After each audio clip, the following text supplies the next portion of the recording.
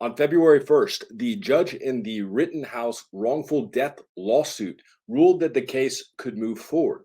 In this video, we're going to cover everything you need to know about that ruling and about the Rittenhouse wrongful death case. In a wrongful death case like this one, a family member of the deceased seeks to get money to make up for the loss of a family member. Here, Kyle Rittenhouse is the defendant. Last year, a jury acquitted Rittenhouse of all criminal charges after he testified at trial that he acted in self-defense. The plaintiff in this case is the father of one of the deceased, and he's bringing a civil rights claim against the Kenosha County Sheriff's Office for conspiring to cause harm to protesters, including his son. Both Rittenhouse and the governmental defendants filed motions to dismiss under Federal Rule of Civil Procedure 12b-6. In my experience, defendants filed them in almost every case, especially in civil rights cases. A Rule 12b-6 motion is typically filed at the beginning of a case instead of filing an answer. With that said, let's take a look at Judge Adelman's February 1st order.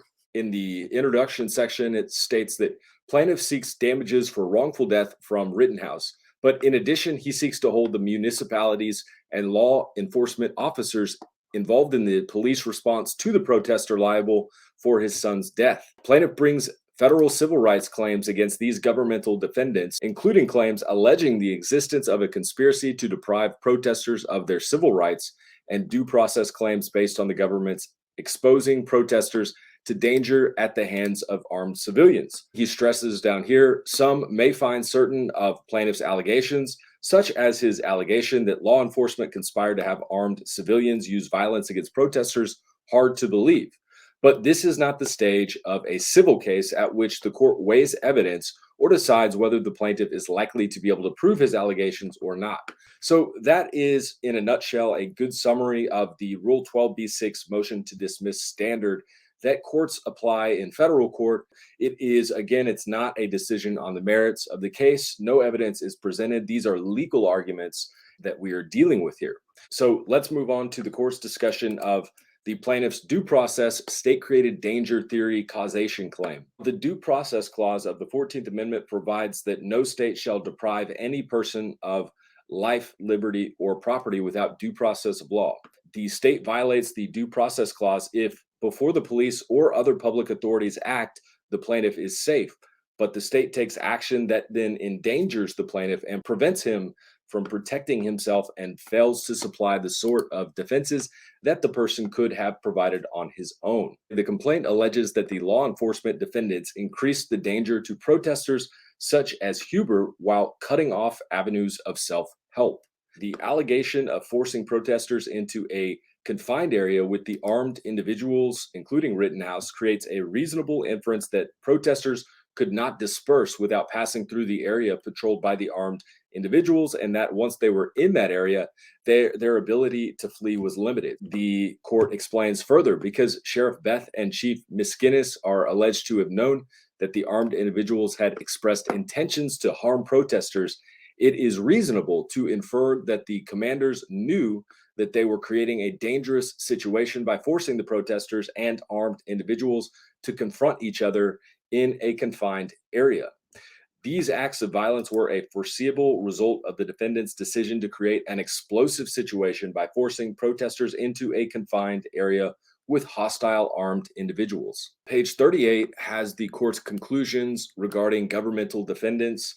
He says, in sum, I conclude that based on the factual allegations in this complaint, plaintiff has stated claims for relief against the governmental defendants under two broad theories. Number one, they're funneling protesters, including Anthony Huber, into a confined area with the hostile armed individuals and failing to protect them from the resulting dangerous situation. And number two, they're entering into a conspiracy with the armed individuals under which the armed individuals were to use force on protesters. Under these theories, Anthony Huber's death could plausibly be regarded as having been proximately caused by the actions of the governmental defendants.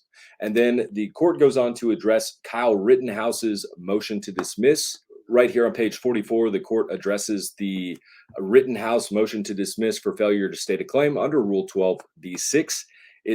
The court says, Rittenhouse's principal argument is that as a private citizen, he was not acting under color of law for purposes of liability. However, as discussed above, the complaint alleges that the police and armed individuals had entered into a conspiracy to funnel protesters into a confined area, at which point the armed individuals would deal with the protesters by using force. This conspiracy, if it existed, would have deprived the funneled protesters, including Huber, of their rights under the Equal Protection Clause and the First Amendment.